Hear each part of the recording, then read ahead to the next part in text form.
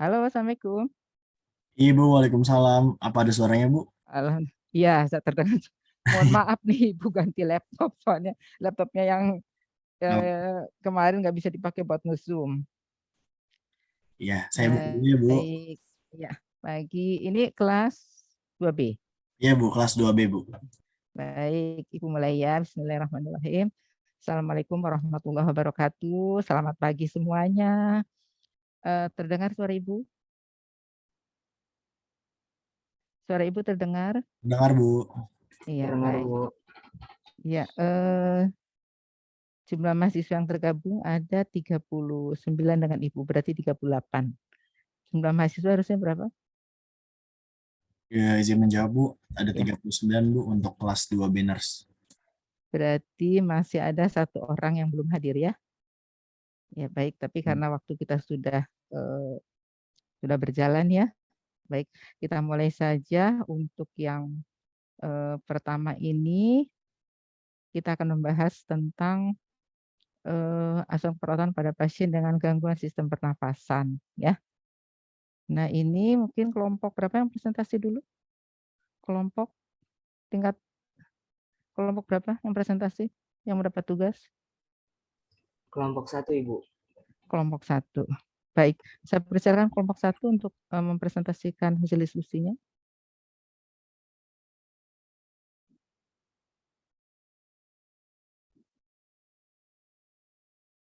Iya, baik Ibu, izin men-share screen. Ya.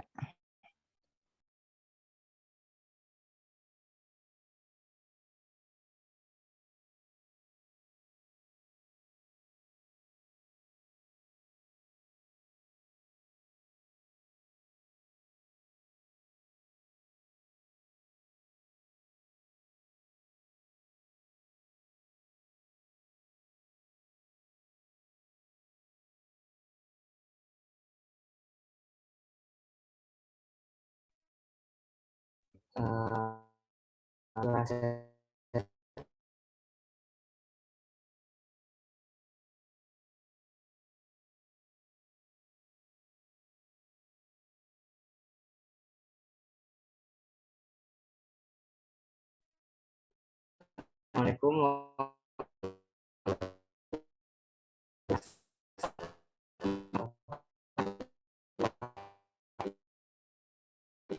Kuliah.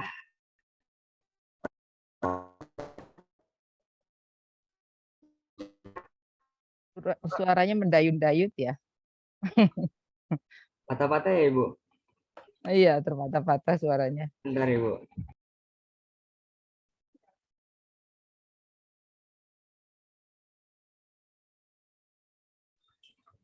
Oke, gimana Bu? Apakah Ya, jelas? jelas. Oke, Oke, baik. jelas. Ya. Oke, saya ulang ya.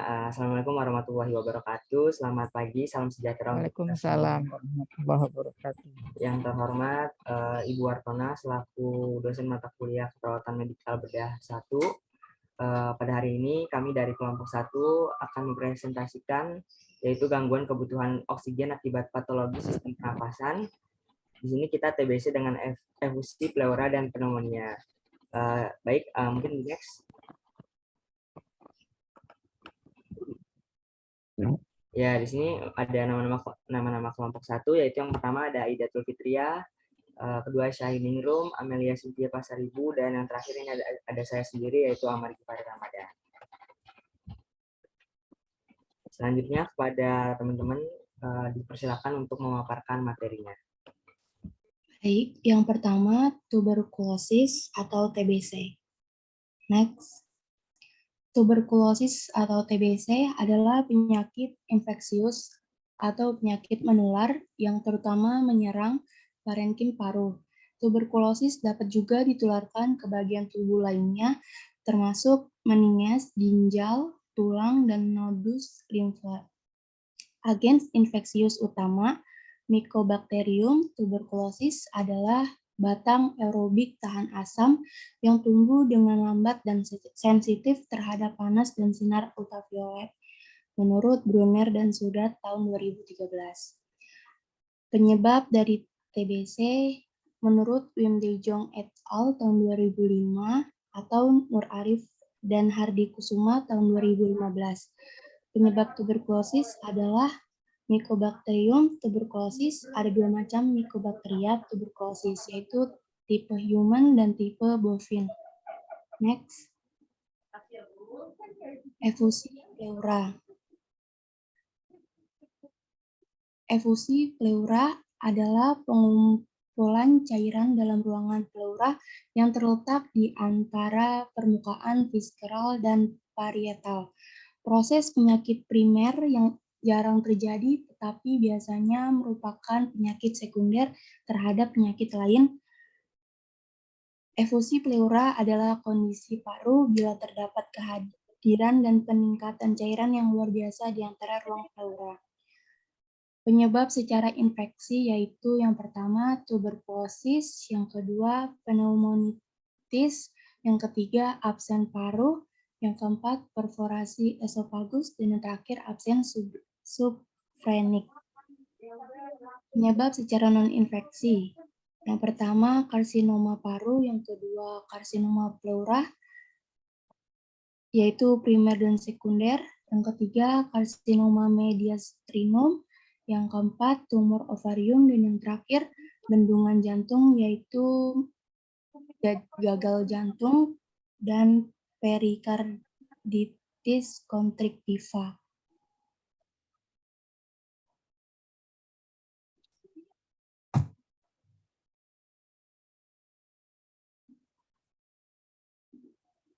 Next, pneumonia. Pneumonia adalah penyakit infeksi akut dengan tanda dan gejala seperti batuk dan sesak napas yang mengenai jaringan atau paru-paru, tepatnya di alveoli, yang disebabkan oleh beberapa mikroorganisme seperti virus, bakteri, jamur, maupun mikroorganisme lainnya. Itu menurut Kemenkes Republik Indonesia tahun 2019.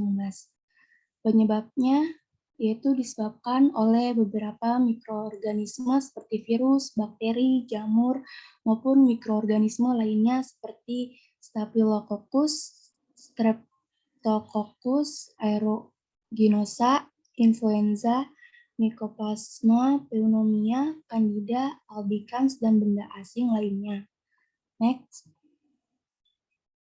Next, PPOK. Next, penyakit paru obstruktif kronik atau PPOK adalah sekelompok penyakit paru menahun yang berlangsung lama dan disertai dengan peningkatan resistensi terhadap aliran udara, yaitu menurut Padilla tahun 2012. Sekelompok penyakit paru tersebut adalah bronkitis kronis, emfisema paru-paru, dan asma bronkial. Menurut Smelters tahun 2011, penyebab PPOK yaitu seperti rokok, pajanan asap rokok pada rokok aktif maupun pasif, pajanan polusi udara, dan faktor keturunan. Next. Selanjutnya cap paru. Next. Cap paru. Kanker paru adalah keganasan yang berasal dari luar paru atau metastasis tumor paru, maupun yang berasal dari paru sendiri yang dapat mengakibatkan proliferasi sel yang tidak dapat dikendalikan. Penyebab utama kanker paru-paru adalah kebiasaan merokok, sehingga perokok aktif merupakan kelompok yang paling rentan terkena kanker paru-paru. Namun, orang yang pernah merokok atau sering terpapar asap rokok juga beresiko menderita kanker paru-paru. Selain itu juga ada beberapa faktor penyebab kanker paru-paru, yaitu riwayat kesehatan keluarga, lingkungan kerja, dan polusi udara. Next. Selanjutnya yang keenam itu adalah patofisiologi. Next. Yang pertama adalah tuberkulosis dari individu yang rentan menghirup basil tuberkulosis dan menjadi terinfeksi. Kemudian bakteri dipindahkan melalui jalan napas ke alveoli, tempat di mana mereka berkumpul dan mulai untuk memperbanyak diri. Sistem imun tubuh akan berespon dengan melakukan reaksi inflamasi. terdapat massa jaringan baru yang biasanya disebut dengan granulomas, yang merupakan gumpalan basil yang masih hidup dan yang sudah mati, dan dikelilingi oleh makrofag membentuk dinding protektif. Selanjutnya. Yang kedua itu ada efusi pleura. Efusi pleura ini berarti terjadi penumpukan sejumlah besar cairan bebas dalam kavum pleura. Kemungkinan proses akumulasi cairan di rongga pleura terjadi akibat beberapa proses, meliputi yang pertama adanya hambatan drainase limfatik dari rongga pleura, lalu gagal jantung yang menyebabkan tekanan kapiler paru dan tekanan perifer menjadi sangat tinggi, sehingga menimbulkan transudasi cairan yang berlebihan ke dalam rongga pleura. Lalu menurunnya tekanan osmotik plasma yang memungkinkan terjadinya transudasi cairan yang berlebihan. Selanjutnya. Yang ketiga ini ada pneumonia. Ini terjadi infeksi pulmonal bisa terjadi karena terganggunya salah satu mekanisme pertahanan dan organisme dapat mencapai traktus respiratorius, terbawa melalui aspirasi maupun rute hematologi. Ketika patogen mencapai akhir bronkiolus, maka terjadi penumpahan dari cairan edema ke alveoli, lalu diikuti leukosit dalam jumlah besar. Kemudian makrofag bergerak mematikan sel dan bakteri debris.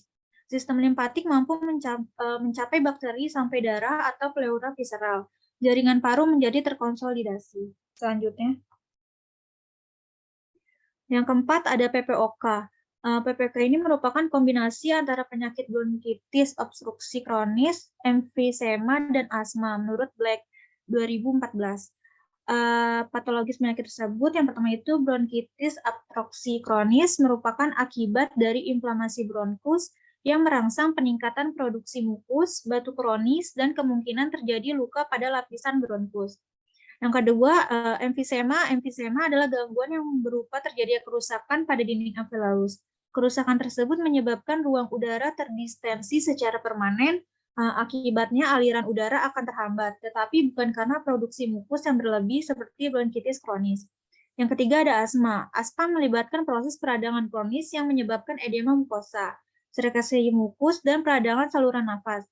Ketika organ dengan asma terpapar alergi ekstrinsik dan iritan, misalnya dari debu, serbuk sari, asap, tungau, obat-obatan, makanan, infeksi saluran nafas. Selanjutnya ada cap paru. Dari etiologi yang menyerang percabangan segmen atau subbronkus menyebabkan silia hilang dan desquamasi sehingga terjadi pengendapan karsinogen. Dengan adanya pengendapan karsinogen ini, maka menyebabkan mataplasia, hiperplasia, dan displasia.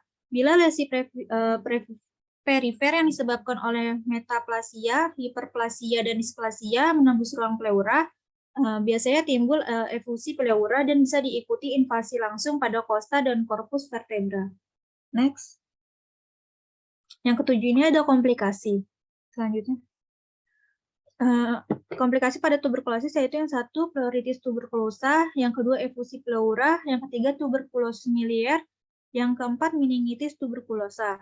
Pada efusi pleura yaitu tuberkulosis, infeksi, lalu ada pneumonia, keempat sindrom Meigs, lalu ada kegagalan jantung, epiematorasis, dan pitoraks. Yang pada pneumonia yaitu shock, gagal pernapasan, atelestasik, efusi pleural, dan superinfeksi.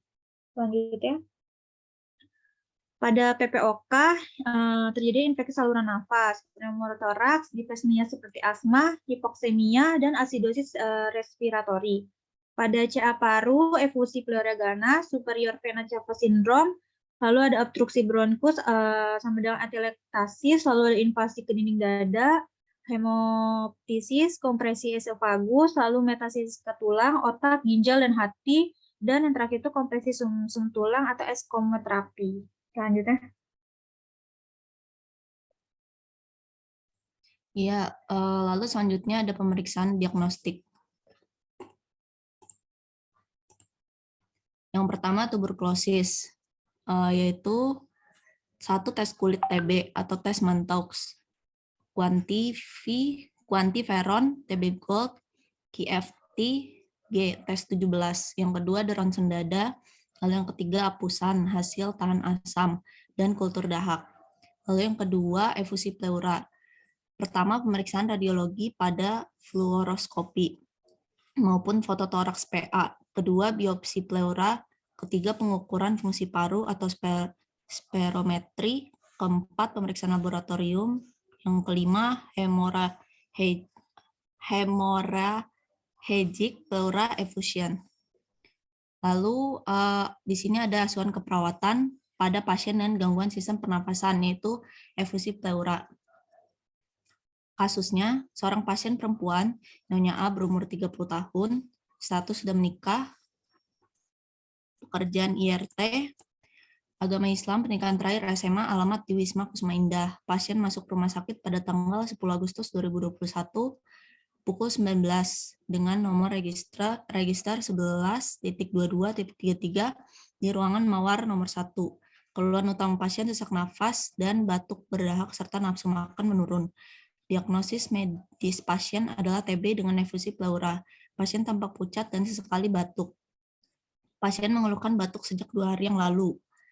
Pasien mengatakan sesak yang dirasakan hilang timbul. Sesak terasa berat saat beraktivitas dan terasa ringan saat dalam keadaan rileks. Pasien mengatakan dada sebelah kanan atas terasa berat, frekuensi nafas tidak menentu, sesak mengakibatkan pasien mual, dan tidak nafsu makan sejak 2 hari yang lalu. Hasil pemeriksaan fisik, keadaan umum pasien lemah, kesadaran kompos mentis, dengan tekanan darah 120/90 mmHg, dan RR-nya 34 kali per menit, S-nya 36 derajat Celcius, dan N-nya 92 kali per menit. Saat dilakukan pemeriksaan auskultasi, terdengar bunyi ronci. Lalu pasien mengatakan tidak pernah masuk rumah sakit sebelumnya dan belum pernah melakukan operasi. Pasien mengatakan keluarganya tidak ada yang memiliki penyakit yang sama dengan yang diderita pasien. Pasien mengatakan tidak memiliki riwayat alergi obat atau makanan. Pasien mengatakan sebelum masuk rumah sakit, pasien makan 3 kali dalam sehari dan dapat menghabiskan 1 piring setiap makan. Semenjak masuk rumah sakit, nafsu makan pasien berkurang dan hanya menghabiskan setengah porsi makanan. Pasien dalam posisi semi-fowler dan terpasang nasal kanul 2 LPM. Hasil foto ronsen menunjukkan adanya cairan di paru sebelah kanan. Berikut adalah data pengkajiannya. Nama Nyonya A, jenis kelamin perempuan, umur 30 tahun, alamat di Wisma Kusuma Indah. Riwayat kesehatan sekarang, keluhan utama pasien, sesak nafas, batuk berdahak, dan nafsu makan menurun dengan diagnosa medis TB dengan efusi pleura. Lalu kondisi pasiennya, pasien dengan kesadaran kompos mentis dan tampak kesulitan bernafas.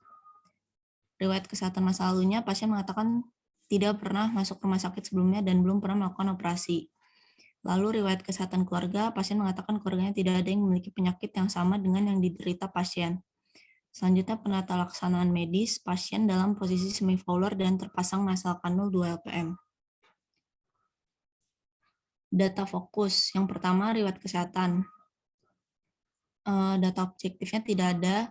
Data subjektif diagnosa medis pasien TB dengan efusi pleura, pasien menggunakan nasal kanul 2 LPM. Pasien hanya menghabiskan setengah porsi makan yang diberikan. Lalu sumber datanya DO, data sekunder dan tersier. Lalu hasil pemeriksaan fisiknya, data objektifnya, pasien mengatakan batuk berdahak sejak 2 hari yang lalu. Pasien mengatakan sesak yang dirasakan hilang timbul, sesak terasa berat saat beraktivitas dan terasa ringan saat dalam keadaan rileks. Pasien mengatakan dada sebelah kanan atas terasa berat, frekuensi nafas tidak menentu. Lalu data subjektifnya, keadaan umum, lemah kesadaran, kompos mentis, pasien tampak pucat, pasien tampak sulit bernafas, pasien sesekali batuk pada auskultasi, terdengar suara ronci. Dengan TTV, tekanan darah 120/90 mmHg, dan R-nya 34 kali per menit, S-nya 36 derajat Celcius, N-nya 92 kali per menit. Dengan sumber data, DS data primer dan DO data sekunder. Lalu yang C, hasil pemeriksaan penunjang, data objektifnya tidak ada, data subjektifnya ronsen, akumulasi cairan di paru sebelah kanan. Lalu sumber datanya DO data tersier. Analisa data, yang pertama data subjektif, Pasien mengatakan batuk berdedak sejak 2 hari yang lalu. Pasien mengatakan sesak yang dirasakan hilang timbul. Sesak terasa berat saat beraktivitas dan terasa ringan saat dalam keadaan rileks. Pasien mengatakan dada sebelah kanan atas terasa sakit. Lalu data objektifnya, diagnosa medis pasien TB dengan efusi pleura. Kedua, pasien menggunakan asal kanul 2 LPM. 3, keadaan umum, lemak kesadaran, kompos mentis. Keempat, pasien tampak pucat. Pasien tampak sulit bernafas. Kelima, pasien sekali batuk pada auskultasi dan terdengar suara ronci. Dengan TTV, tekanan darah 120/90 mmHg, R-nya 34 kali per menit, S-nya 36 derajat Celcius, dan N-nya 92 kali per menit. Lalu etiologinya penurunan ekspansi paru. Masalahnya pola nafas tidak efektif. Yang kedua, analisa data. Data subjektif, pasien mengatakan sebelum masuk rumah sakit makan 3 kali dalam sehari dengan 1 porsi makan. Semenjak masuk rumah sakit, pasien hanya menghabiskan setengah porsi makanan dan pasien mengatakan mual dan tidak nafsu makan. Lalu data objektifnya keadaan umum, lemah dan tampak pucat. Pasien hanya menghabiskan setengah porsi makanan yang diberikan. Etiologinya itu faktor psikologis dan masalahnya resiko defisit nutrisi. Lalu diagnosis keperawatannya, yang pertama, pola nafas tidak efektif, penurunan ekspansi paru. Tanggal ditemukan 10 Agustus 2021, tanggal teratasinya belum ada, paraf dan nama perawatnya Hani. Lalu yang kedua, resiko defisit nutrisi, faktor psikologis. Tanggal ditemukan 10 Agustus 2021, tanggal teratasi belum ada, dan paraf dan nama perawat Hani. Oke, baik. Izin melanjutkan. Di sini ada perencanaan keperawatan. Yang pertama ini diagnosis keperawatan. Pola nafas dan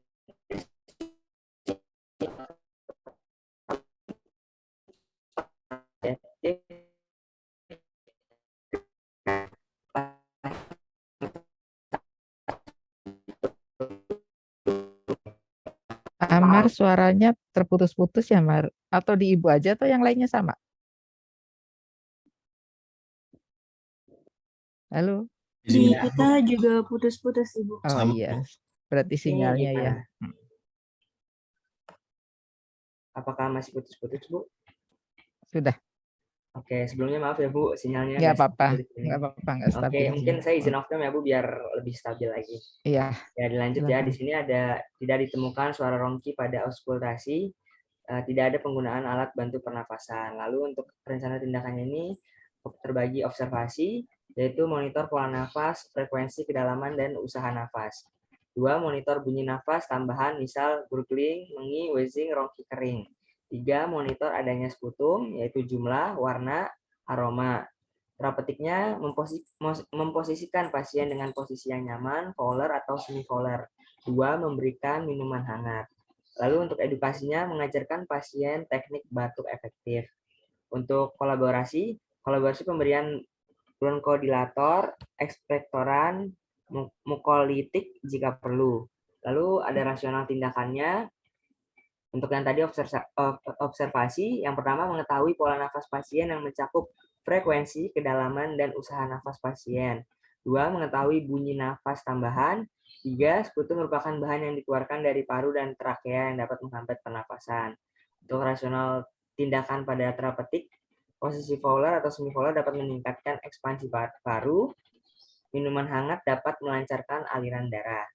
Untuk rasional tindakan pada saat edukasi yaitu mengeluarkan sekret yang terakumulasi di saluran pernafasan. Selanjutnya, rasional tindakan pada kolaborasi sebagai rujukan akhir dalam penanganan masalah pasien. Next.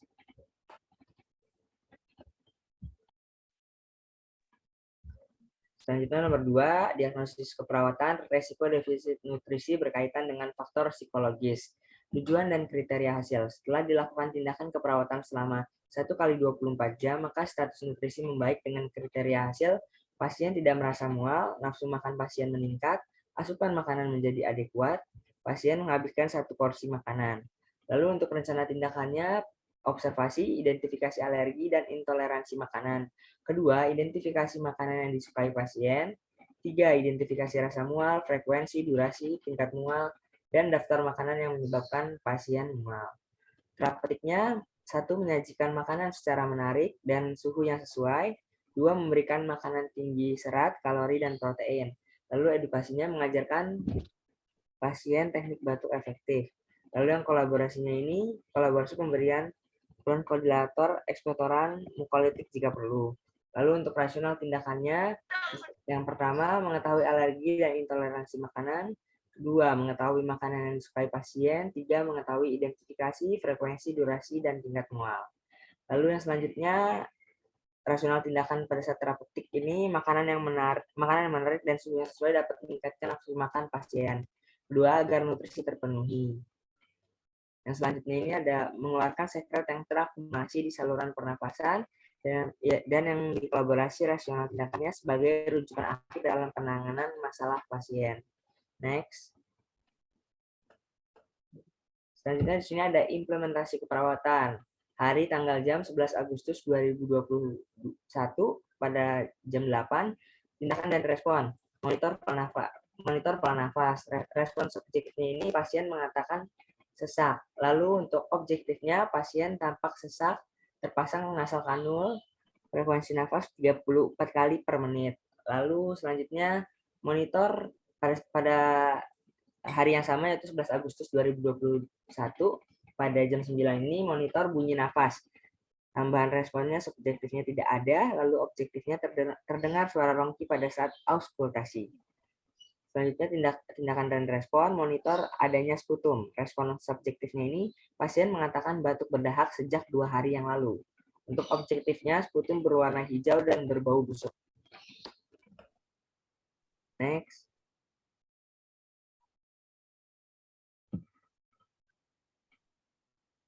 Selanjutnya ada memposisikan pasien dengan posisi yang nyaman, fowler atau semi-fowler.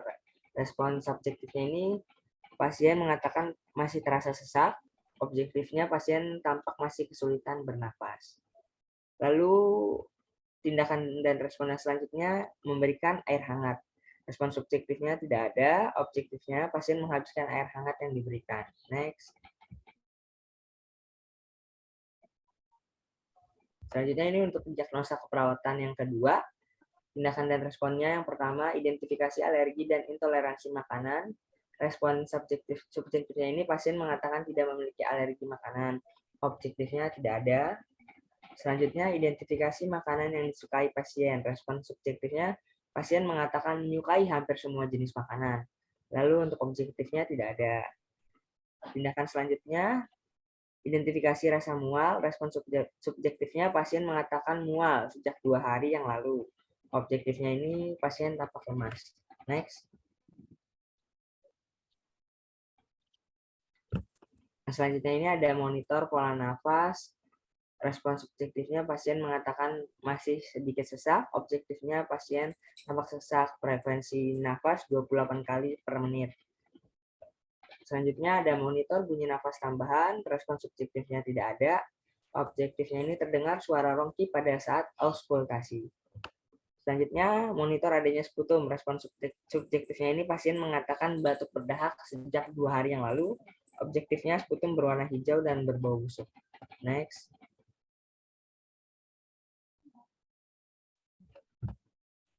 Selanjutnya ada memposisikan pasien dengan posisi yang nyaman, fowler atau semi-fowler. Respon subjektifnya pasien mengatakan mual, mulai merasa nyaman dan sesak berkurang.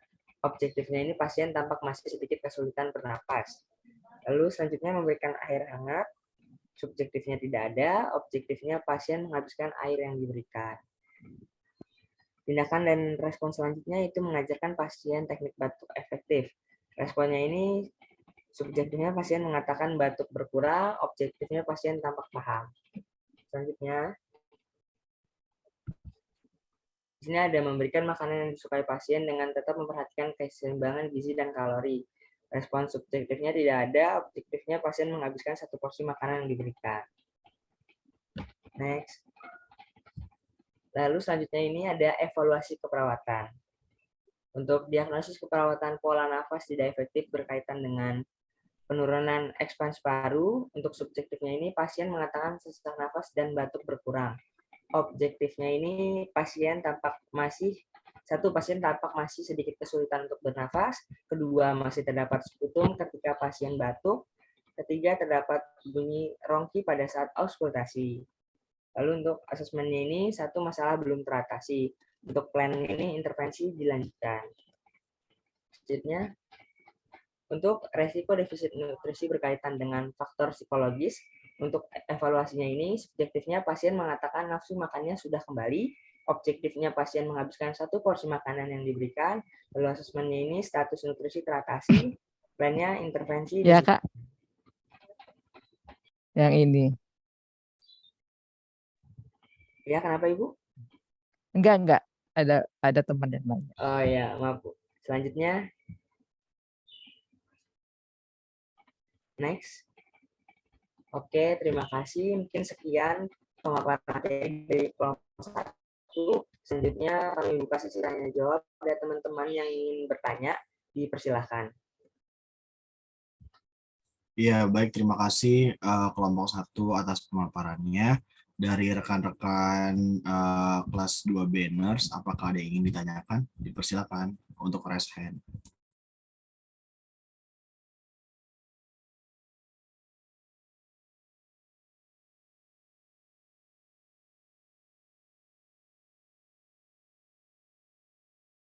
Rekan-rekan sekalian, ada yang mau raise hand?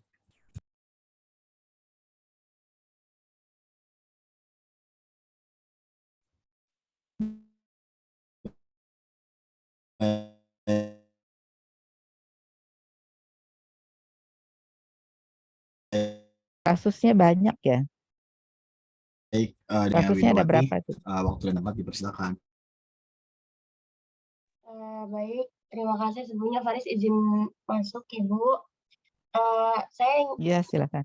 izin memperkenalkan diri, saya Kurnia Widowati, perwakilan dari kelompok 5, izin bertanya tentang mengapa rokok bisa memicu terjadinya kanker paru. Terima kasih.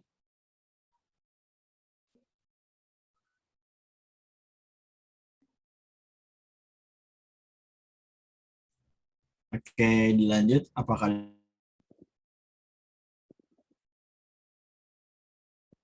yang kita batasin 5 pertanyaan kali ya? Silakan.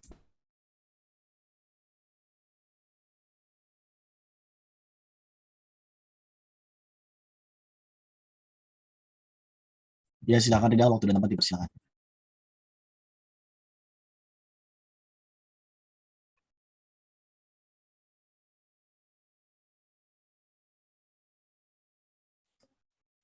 Baik, terima kasih sebelumnya. Izin perkenalkan diri, saya Rizal Fajri dari kelompok 8, izin bertanya kepada kelompok 1.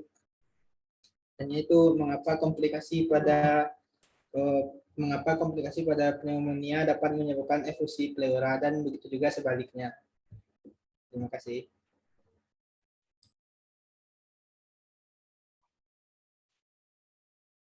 Oke, baik, terima kasih. Maaf sebelumnya saya off cam soalnya tadi jaringannya kurang bagus. Ya, silakan Erika. Waktu dan tempat dipersilakan. Ya, terima kasih Faris. Sebelumnya izin memperkenalkan diri, saya Erika Oktaviani dari kelompok 4. Izin bertanya ya, itu bisakah perokok pasif itu memiliki resiko untuk memiliki penyakit kanker paru? Terima kasih. Oke, baik, terima kasih. Pertanyaan ditampung dulu ya.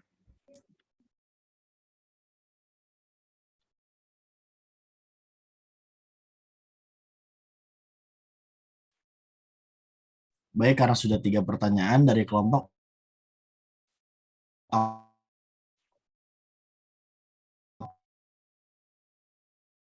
apakah ada yang ingin menjawab terlebih dahulu?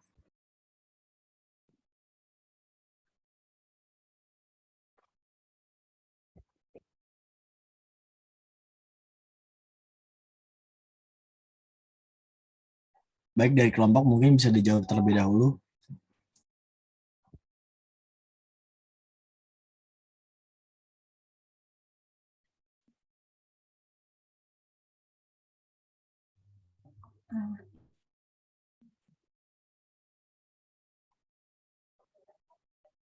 Masuk Faris, saya dari pertanyaan dari Kurnia.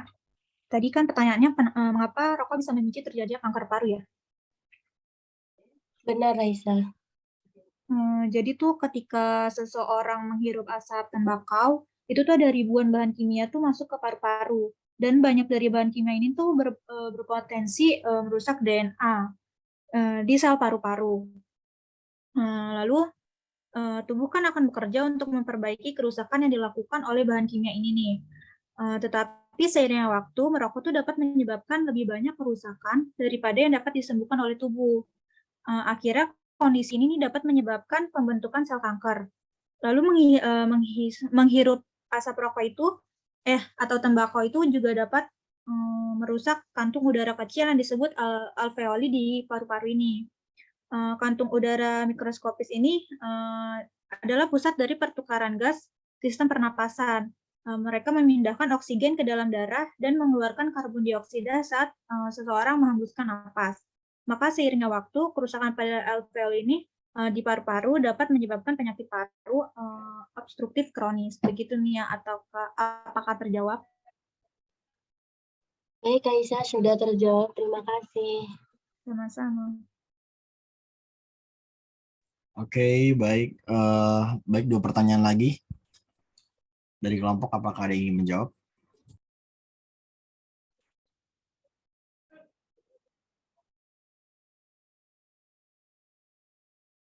Ya, izin masuk, Mod.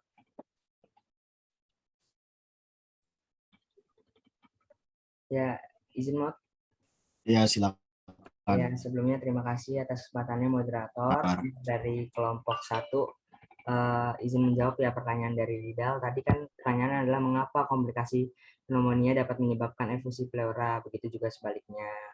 Izin menjawab ya, jadi pneumonia ini memang menjadi salah satu penyebab dari terjadinya efusi pleura. Karena pneumonia ini sendiri disebabkan oleh infeksi, bakteri, virus, ataupun jarum pada satu atau dua paru. Bakteri, virus, dan jamur ini menyebabkan infeksi. Nah, infeksi ini mengaktifkan peradangan di kantung udara pada paru-paru sehingga bisa terisi cairan ataupun nanah. Nah, ini yang disebut dengan efusi pleura, seperti itu.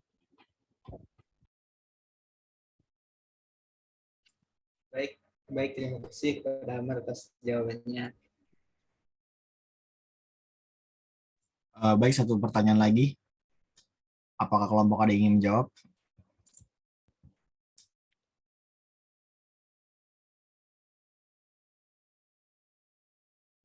Silakan kelompok 1, ada yang ingin menjawab?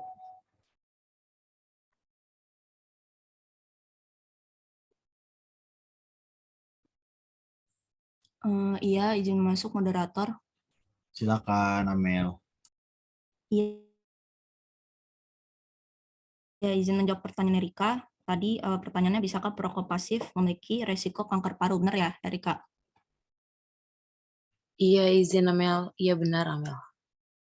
Iya, baik. Di sini sebuah studi di tahun 2018 itu menemukan bahwa paparan asap rokok secara signifikan meningkatkan resiko terjadinya kanker bagi non-perokok, terutama resiko terkena kanker paru-paru dan payudara pada wanita. Apakah cukup terjawab, Erika?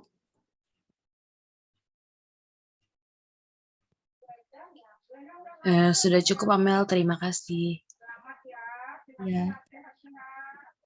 Baik, karena sudah 3 pertanyaan yang sudah terjawab, untuk Ibu, apakah dibuka sesi pertanyaan lagi, Bu, atau sudah Iya, disudahi? boleh 1 lagi. Boleh 1 lagi. Baik, Bu. Silakan, Vina. Iya, makasih Faris. Assalamualaikum. Sebelumnya saya Vina Julia Fabela, perwakilan kelompok 9 yang bertanya, mengapa faktor keturunan itu berpengaruh menjadi penyebab dari PPOK? Seperti itu, Faris. Terima kasih. Baik, terima kasih, Vina. Karena sudah 1 orang yang bertanya, maka sesi pertanyaan saya tutup. Silakan untuk kelompok 1 menjawab.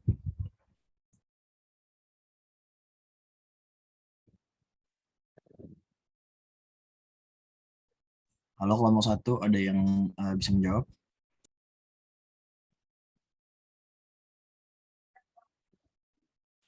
Baik, baik Faris, saya akan menjawab pertanyaan dari Vina. Baik, silakan.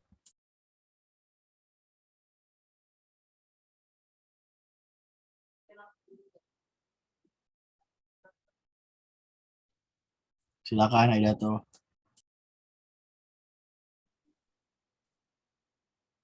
Pertanyaannya, mengapa faktor keturunan berpengaruh menjadi penyebab PPOK? Benar begitu, Vina? Iya, betul Aisyah. Jawabannya, faktor ini mungkin merupakan kerentanan genetik. PPOK lebih umum di antara saudara-saudara dari pasien-pasien PPOK yang merokok dibandingkan perokok yang tidak berhubungan. Perbedaan genetik yang membuat paru-paru beberapa orang menjadi rentan terhadap efek dari asap tembakau sebagian besar tidak diketahui. Alpha 1 antitripsin adalah suatu kondisi genetik yang bertanggung jawab untuk sekitar 2% dari kasus PPOK. Dalam kondisi ini, tubuh tidak membuat cukup protein.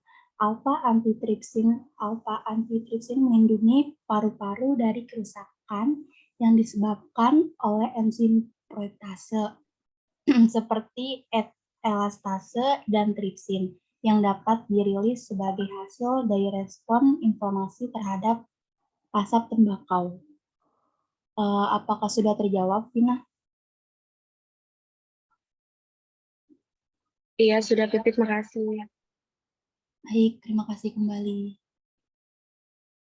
Oke, baik, karena pertanyaan sudah ditutup. Terima kasih kepada kelas 2B yang sudah ingin bertanya, dan terima kasih juga kepada kelompok 1 yang telah memaparkan. Oleh karena itu, mohon maaf jika ada kata yang kurang saya dimengerti. Untuk selanjutnya saya serahkan kepada Ibu Wartona. Ibu Wartona, waktu dan tempat dipersilakan, Bu. Iya, baik. Bisa Ibu share screen nggak nih? Berarti sekarang Ibu yang share screen ya.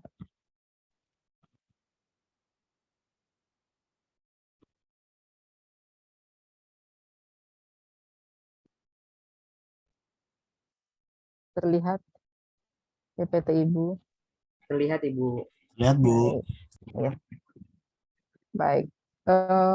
Kelompok sudah dengan bagus mempresentasikan apa yang menjadi tugas dan tanggung jawabnya ya, tentang asuhan keperawatan sesuai dengan yang ada di RPS, mulai dari PPOK ya di paru, PPOK CA di supera ya. Jadi sudah dengan jelas disampaikan tentang asuhan keperawatannya. Nah, sekarang Ibu akan menyampaikan tentang konsep ya. Tentunya saudara sebelum merawat pasien kan pasti harus tahu terlebih dahulu anatominya ya, jangan sampai lupa ya. Anatomi fisiologi sistem pernapasan. Kalau anatomi sistem pernapasan itu kan mulai dari atas sampai ke bawah ya. Kalau yang bagian atas apa? Ibu mengingatkan aja kan udah lewat nih. Jangan sampai kebolak-balik. Ada yang bisa menjawab? Kalau bagian atasnya apa?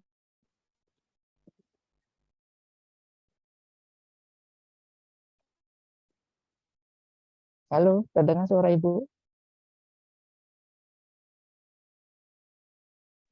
Terdengar Ibu. Izin Ya, jawab. masih ingat? Izin jawab kalau Ya, menurut Mat. saya, yang pernafasan bagian atas itu hidung dan tenggorokan Ibu. Tenggorokan. Apalagi? Ada yang bisa menambahkan?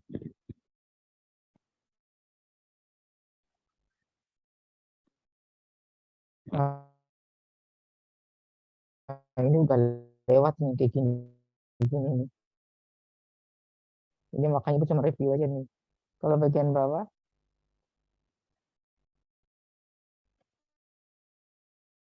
ada yang masih ingat? Nih, oke. Ibu. Ya. Ya, ini bagian atas itu terdiri dari nasofaring, orofaring, dan laring. ya. Kalian harus ingat itu. Kalau bagian bawahnya berarti mulai dari apa? Kalau bagian bawahnya apa nih? Ibu nggak munculin. Kalau bagian bawah apa? Masih ingat kah? Izin Halo? menjawab, Ibu. Iya. Iya, dari trakea, Ibu. Etika. Dari apa? Trakea. Terus sampai kemana? Ke bronkus, lalu ke bronkiolus, alveolus, baru alveoli, Ibu. Yang paling kecil apa kalau gitu? Alveoli, Ibu. Oke, alveoli yang paling kecil ya. Yang punya percabangan namanya apa?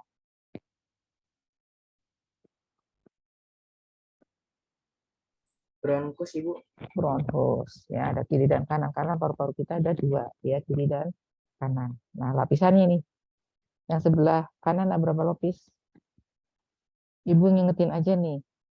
Soalnya anatominya udah lewat. Jadi sebelum masuk ke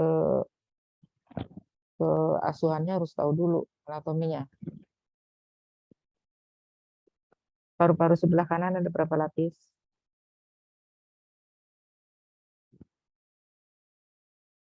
Halo. Izin menjawab, Ibu. Untuk paru-paru yang di Ya. sebelah kanan itu terdapat 3 lobus dan untuk yang kirinya 2 lobus. Oke. Ada 2 lobus di sebelah kiri, 3 lobus di sebelah kanan. Ya, ini yang tadi sudah disebutkan ya.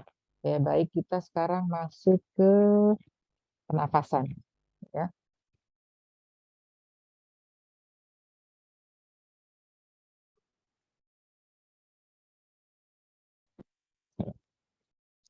Sekarang kita masuk ke pernafasan. Ya, tentunya kalau kita membahas tentang paru-paru ya, asuhan keperawatan pada pasien gangguan sistem pernafasan tidak terlepas dari apa itu pernafasan. Kalau disebut dengan pernafasan atau respirasi ya, adalah suatu proses mulai dari pengambilan oksigen, sudah mulai inspirasi sampai ke ekspirasi, yaitu kita sebut dengan ventilasi, ya, ventilasi atau pernapasan. Jadi pernapasan itu suatu keadaan di mana dilakukannya inspirasi dan ekspirasi sampai ke penggunaan energi yang dibutuhkan oleh tubuh. Ya, artinya kalau kita inspirasi berarti menghirup, ya kan, menghirup udara dari luar ke dalam tubuh. Kalau ekspirasi atau mengeluarkan berarti membuang, ya, membuang karbon dioksida ke dalam lingkungan, ya. Berarti apa sebetulnya ventilasi? Ventilasi atau pernapasan adalah suatu proses di mana terjadinya inspirasi dan ekspirasi. Jadi pernapasan atau ventilasi itu sama. Jadi ketika kita misalnya ada gangguan pada inspirasi, itu berarti ada sesuatu. Ya, inspirasi berarti ketika kita menghirup udara kok tidak tercukupi kebutuhannya. Itu nanti berarti ada masalah di pernapasannya. Ya. Kemudian yang berikutnya, ini proses terjadinya pernapasan itu berarti ketika adanya inspirasi dan ekspirasi. Ya, jadi, nah ini kalau kita lihat ketika udara itu masuk ke dalam paru-paru, maka diafragma kita itu menjadi datar. Ya, tetapi sebaliknya, ketika kita mengeluarkan udara, kita bisa lihat ya, ketika kita mengeluarkan udara, itu diafragma kita akan terdorong ke atas. Sehingga pada saat udara itu keluar, ya, maka diafragma itu akan naik. Itu bedanya. Ya, jadi bedanya terjadi inspirasi dan ekspirasi. Baik. Yang berikutnya adalah kalau kita lihat ya bahwa ketika kita terjadi pernafasan, berarti bagian paru kita itu mengalami tekanan negatif. Sementara di luar itu mengalami positif. Sehingga karena di dalam itu tekanannya negatif, maka udara itu akan mudah dengan sendirinya masuk ke dalam. Ya, itu apa namanya, proses terjadinya inspirasi. Ya. Nah, kemudian yang berikutnya, saudara harus tahu ini adalah jenis bentuk dada seseorang. Ya, jadi ada beberapa kelainan-kelainan bentuk, kelainan-kelainan bentuk dada. Ya, dan ini yang salah satunya adalah bentuk dada orang dewasa normal. Ya, terlihat kita ini adalah pada anak-anak, ya. Jadi antara atas dan bawah itu terlihat simetris, ya. Ini yang atas itu akan lebih besar dan mengembangnya lebih sempurna.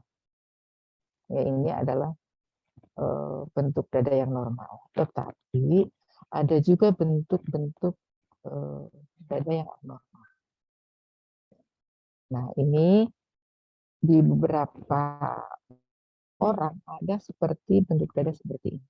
Ini adalah bentuk-bentuk kelainan dada. Ya. Nah, seperti misalnya pigeon chest. Ya, jadi sternumnya itu dia setengahnya itu melengkung ke depan. Ya, ini kita lihat di sini. Ini biasanya kalau seperti ini dada burung yang dibilangnya. Ya, dada-dada burung ini seperti ini bentuknya. Ya. Nah, ada seseorang yang mengalami dada seperti ini biasanya pada kelainan kongenital.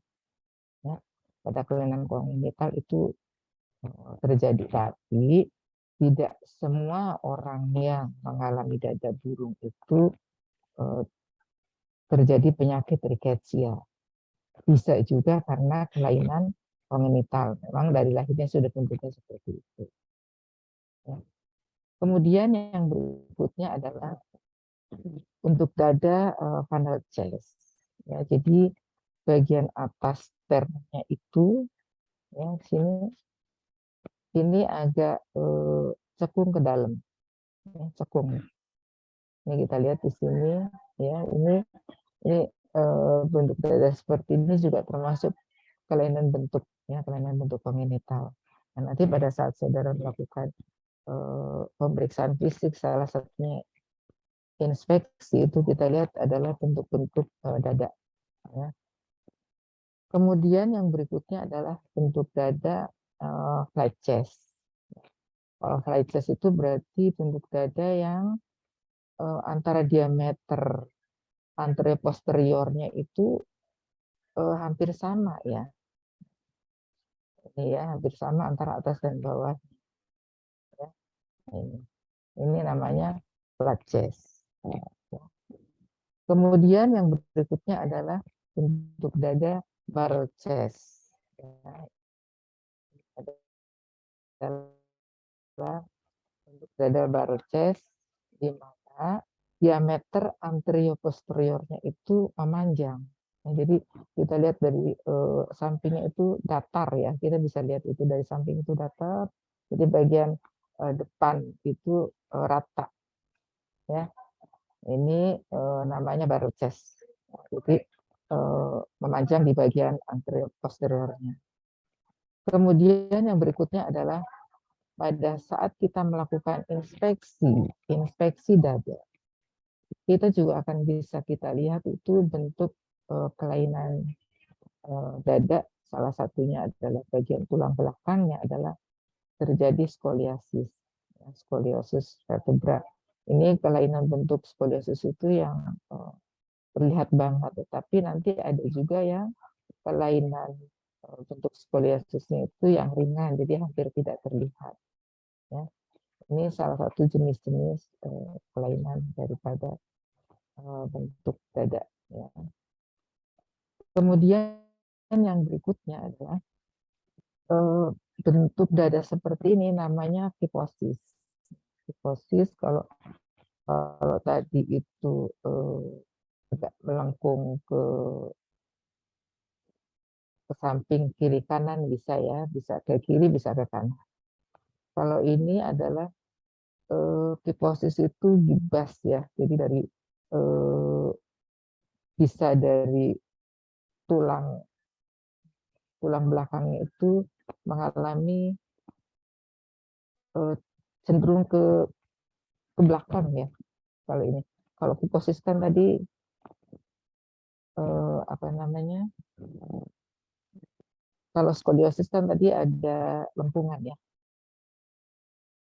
Jadi belok, yang normal itu kan lurus ya. Tetapi pada skoliosis kan bengkok ya.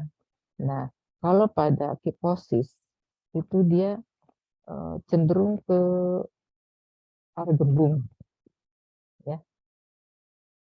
Nah, itu kiposis ya namanya.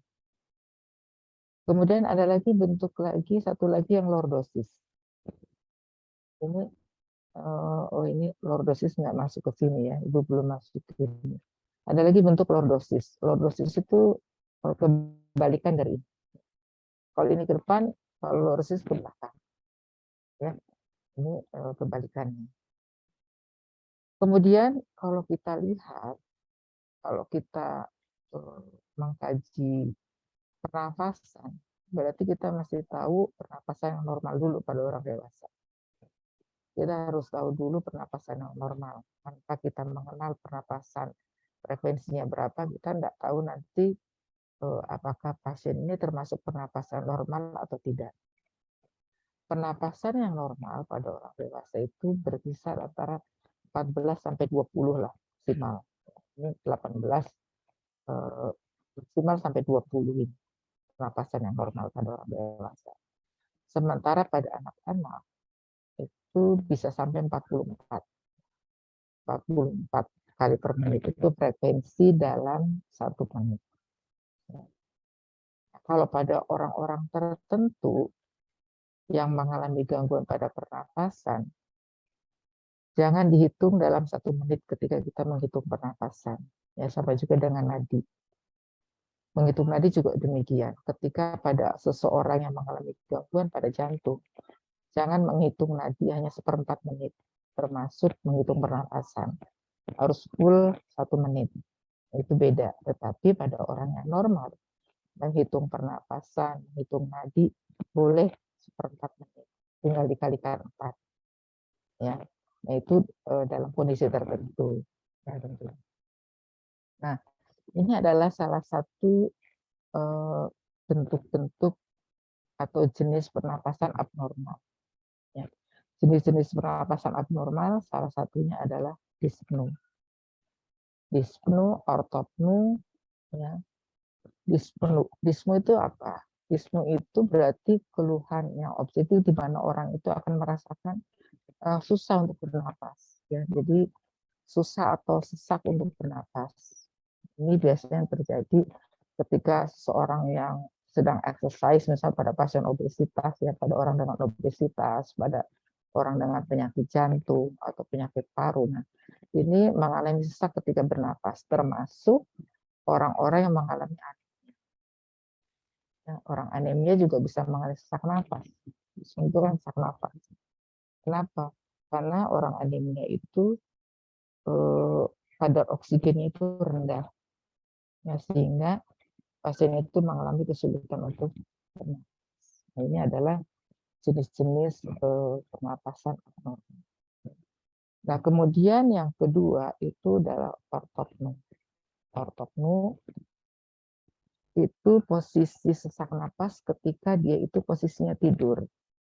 Ya, dan berkurang ketika pasien ini duduk. Ya. Pada orang dalam keadaan normal, ortopnoe itu tidak akan terjadi. Baik itu duduk maupun tidur tetap dalam keadaan tidak mengalami gangguan pernapasan. Tapi pada orang-orang yang cenderung mengalami sakit pada saluran nafas, itu terjadi. Jadi misalnya pada orang dengan gagal jantung, ya, pada orang dengan gagal jantung itu ketika pasien tiduran dia mengalami ortop. Tapi ketika pasien itu duduk, ortopnya menjadi hilang atau berkurang. Ini mesti kita pahami. Jadi orang dengan gangguan pernapasan itu kuncinya itu ada dua sebenarnya.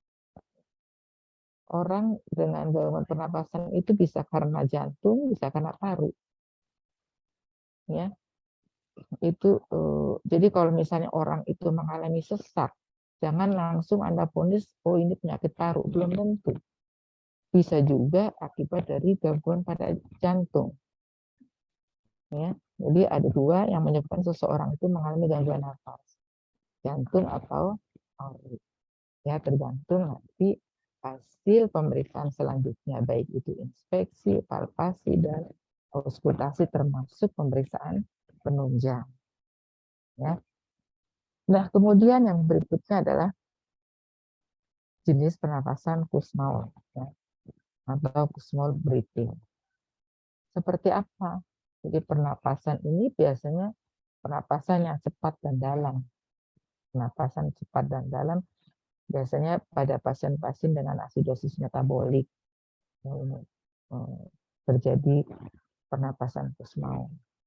Jadi udah cepat tetapi dalam. Nanti kita lihat ada bentuk frekuensinya itu seperti apa, nanti ada di dalam gambar.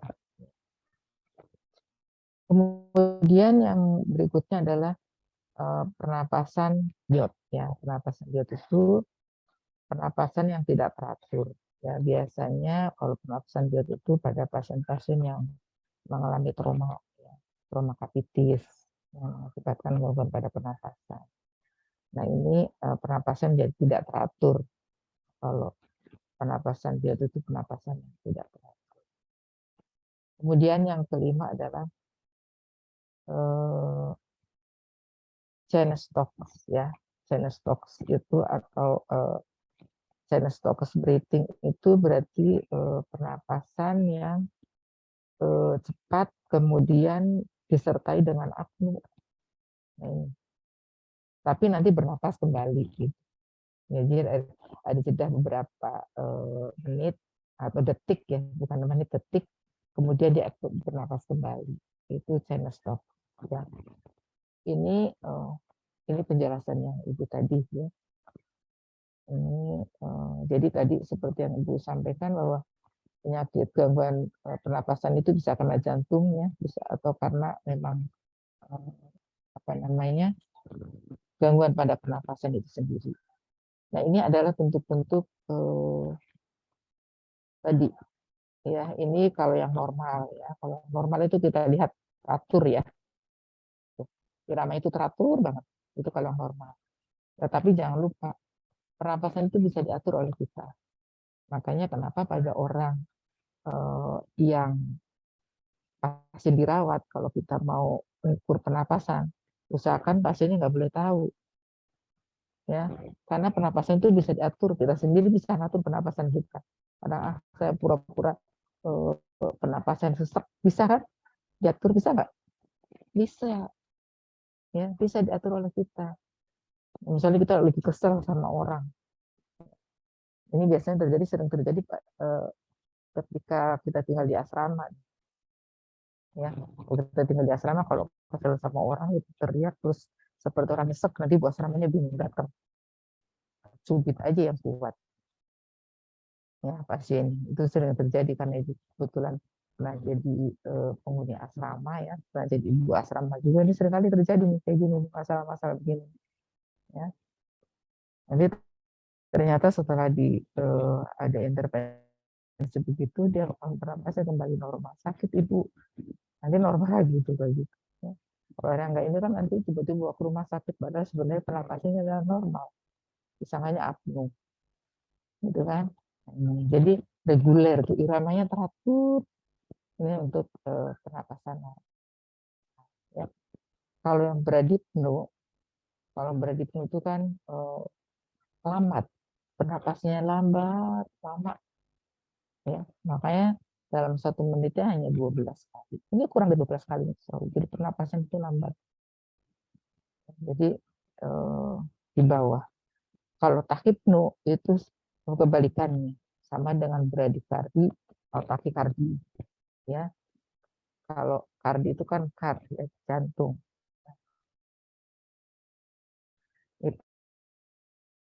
Pneu itu pernapasan.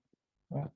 Kalau tachypno berarti di atas, ini pernapasan cepat, di atas 20 menit.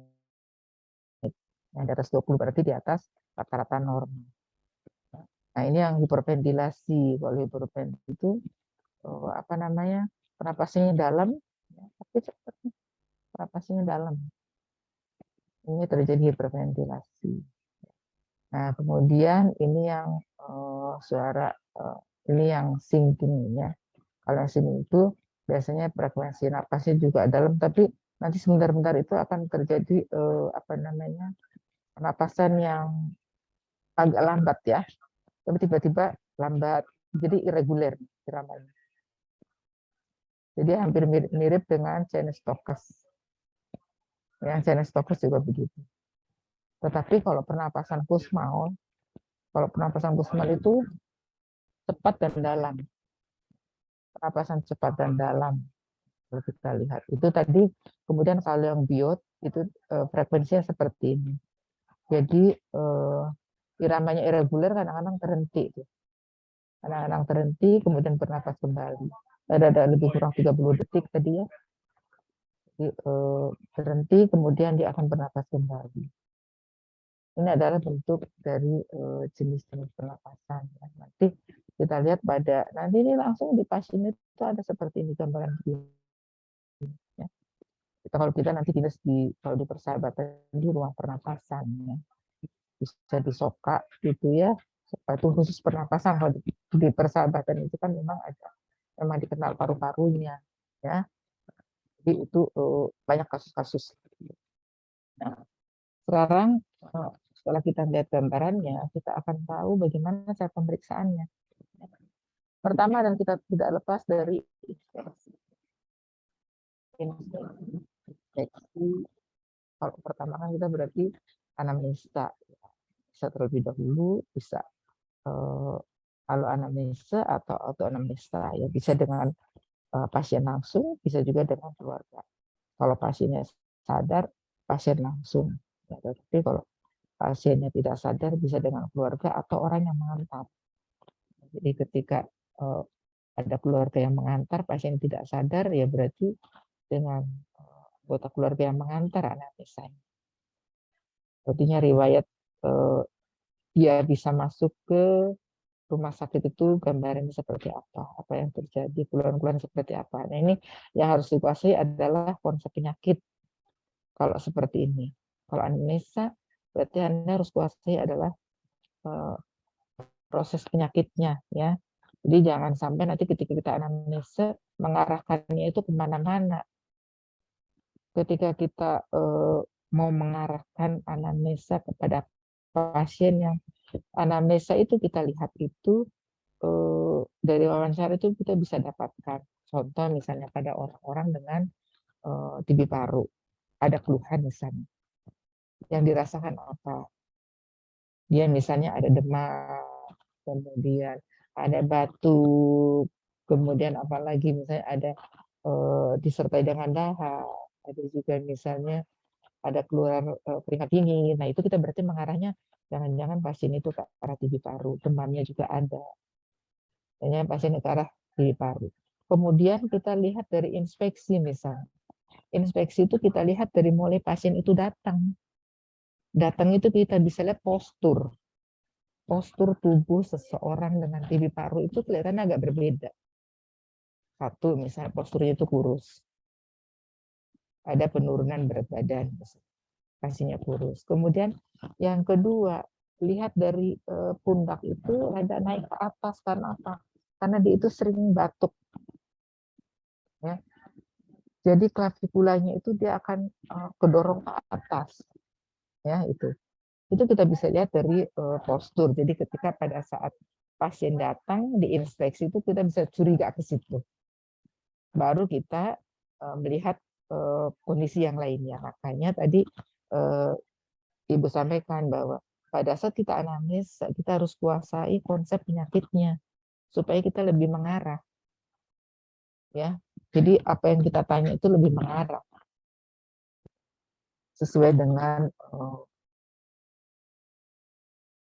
konsep penyakit yang dialami. Ya, nah ini anamnes. Anamnesnya berarti dari riwayat penyakit ya, atau sebelumnya dia pernah nggak bisa aja dia TB misalnya, TB berulang. Jadi mungkin pengobatannya dianggap pertamanya mungkin dianggap sembuh baru 2 bulan sudah batuknya sudah sembuh gitu misalnya, kemudian nafsu makannya sudah baik, kemudian dia udah merasakan enak, kondisinya berhenti, kena lagi, misalnya. Kan berarti TB berulang. Nah, itu harus kita gali sampai ke situ, dan sampai pasiennya nanti TB-MDR. TB-MDR itu maksudnya resisten. Resisten, jadi obatnya udah nggak bisa lagi. Jadi obat yang biasanya dikonsumsi udah nggak sesuai lagi. Nah itu. Kemudian setelah anamnesa, baru kita masuk pemeriksaan fisik ya. Pemeriksaan fisik meliputi adalah inspeksi. Ya, inspeksi itu karena kita pernapasan berarti kita lihat ya tadi kita lihat itu bentuk dadanya seperti apa, ya. Bentuk dadanya normal atau tidak, pernafasannya dari pada saat inspirasi dan ekspirasi itu antara dada kiri dan kanan sama tidak, simetri tidak, ya ini itu namanya inspeksi. Ya. Kemudian palpasi. Yang dipalpasi itu apa? Ini trachea, ya. Itu palpasi paru. Lihat kalau kita mau lihat ke palpasi trachea bisa, ya nanti ada di belakang gambar. Ya, kita lihat di sini. Nah, ada di belakangnya lagi ya. Ada palpasi paru. Ada juga perkusi. Perkusi biasanya kita untuk melihat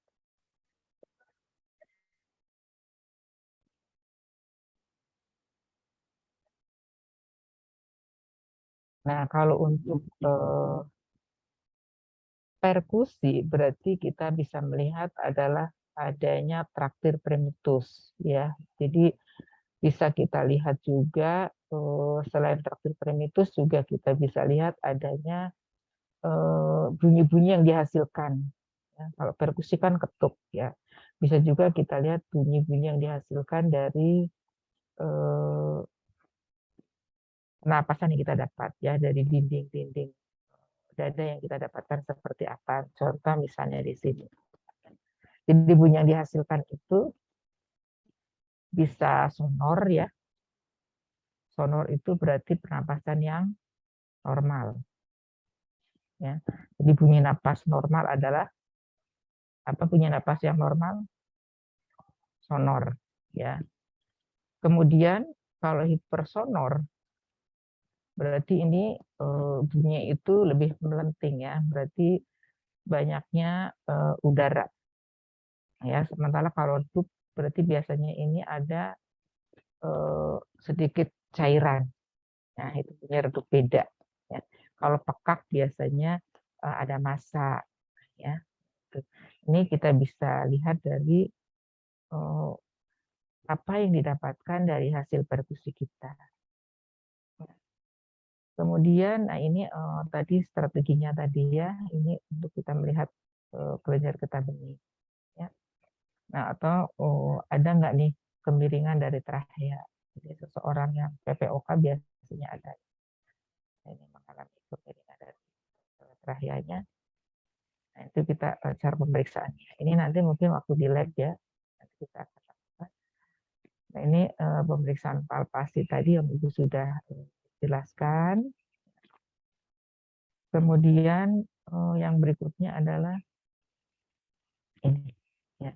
Ini tadi yang palpasinya. Ya, ini pasien biasanya diminta untuk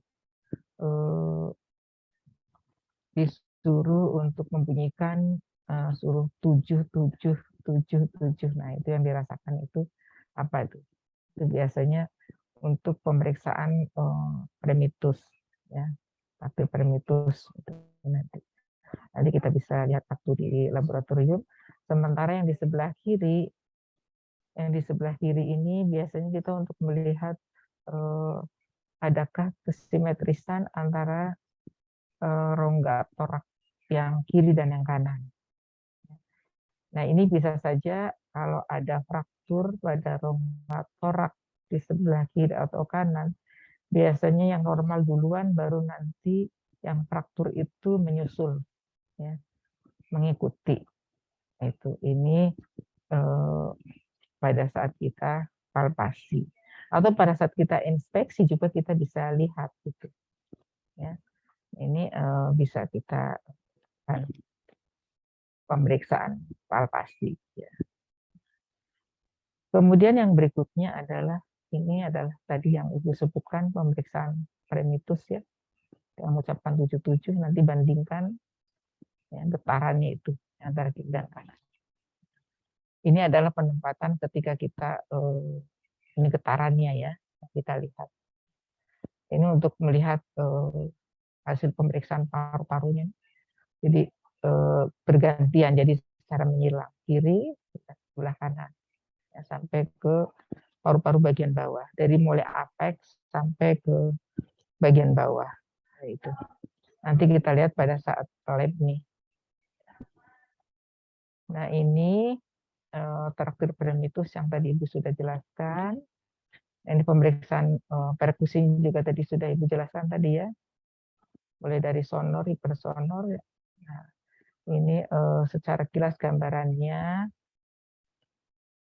Nah, kemudian untuk pemeriksaan perkusi itu bisa dilakukan secara tiduran atau bisa juga dilakukan secara duduk, ya. Jadi kalau untuk yang perkusi bagian belakang lebih enak itu pastinya duduk, ya. Ketika duduk itu juga kan pernapasannya menjadi lebih lega pasiennya. Ya, apalagi kalau misalnya disuruh tarik napas, Pak, disuruh tarik napas dengan posisi duduk, dia akan lebih nyaman, ya, untuk bernapas secara sempurna dibandingkan dengan jika pasien itu tidur. Ya, lebih nyaman ketika pasien itu dengan cara posisi duduk. Nah, itu kalau yang jenis-jenis pernapasan tadi Ibu sudah jelaskan, ya. Ini juga tadi sudah nih. Nah, ini kan cara bergantian tadi bagian belakang dulu, kemudian bagian depan. Nanti kita lihat waktu masuk di labnya. Ini bunyi-bunyi nafas tadi, ya. Ini tadi juga sudah Ibu jelaskan ini nafasnya. Kemudian saya kira itu untuk yang pemeriksaan fisiknya, ya. Kemudian untuk kasusnya, untuk kasus tadi sekilas itu saudara sudah berapa kelompok tadi yang sudah ada berapa kasus tadi sudah menjelaskan kalau untuk kasusnya Ibu ada di PPT lainnya. Itu untuk yang TB paru. Kemudian untuk yang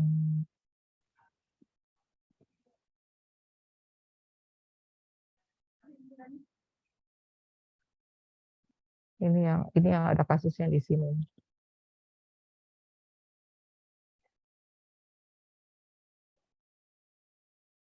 Nah, kalau untuk kasusnya itu Ibu hanya satu, ya, yang kita bahas itu tentang TB paru.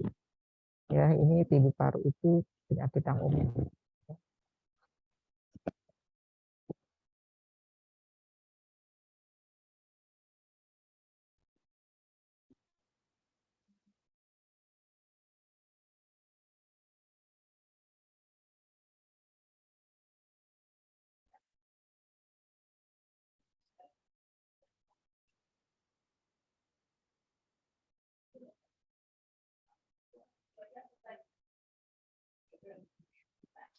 Kalau untuk ganti berarti Ibu stop stream dulu, ya? Apa bisa langsung? Bisa langsung, ya? Bisa, Ibu. Tuh.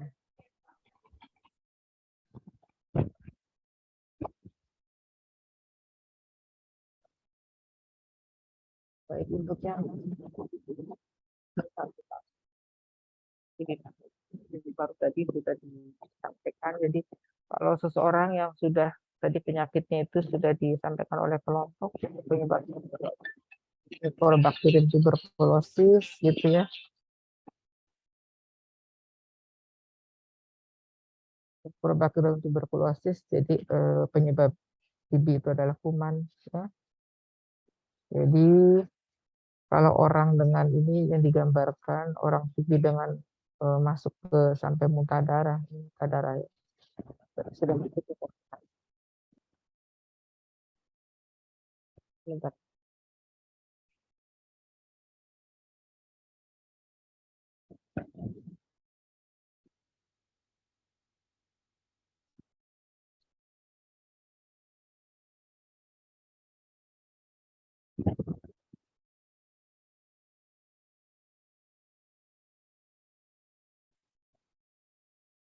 Halo, terdengar suara Ibu? Terdengar Halo? Ibu. Ya, oke. Jadi kalau orang sudah dibawa ke rumah sakit dalam kondisi sampai batuk darah ya, ini berarti sudah masuk komplikasi, sudah hemaptu. Ya, berarti sudah ada pecah-pecah pembuluh darahnya. Ya, ini sudah masuk ke komplikasi kalau sudah masuk hemaptu. Jadi ketika ada pasien datang ke rumah sakit, ada riwayat keluar darah. Keluar darah itu ada dua, bisa dari mulut, bisa dari paru. Jadi artinya bisa dari saluran pencernaan, bisa dari saluran pernapasan. Ya. Nah kita tanya nih, jadi harus hati-hati, terutama pada saat kita dinas di IGD. IGD itu bagian depan. Ya. Itu kalau ada keluhan pasiennya itu ada muntah darah, misalnya, belum tentu muntah darah benar. Kita bisa tanya pada pasien, ini muntah darah itu kan biasanya suka ada sisa makanan. Kalau muntah ya, ada nggak sisa-sisa makanan? Tapi kalau batuk biasanya kan disertai dengan busa, misalnya. Bersih tidak ada makanan. Nah itu biasanya ada busa-busa, ya. Nah itu kita harus sampai ke situ ke pasiennya. Jangan sampai kita teledor. Ketika itu tahunya dia lagi memang TB paru yang lagi aktif. Ya, di situ kita harus hati-hati, berarti kumannya itu lagi aktif, lagi dalam kondisi seperti itu. Ya, kita gunakan APD lengkap ini kalau sudah terjadi seperti itu. Ya. Nah, ini. Jadi biasanya pasien suka bilangnya, saya itu keluar darah dari mulut gitu ya. Nah di situ keluar darah dari mulut ada dua, bisa dari saluran cerna, bisa dari paru-paru kan.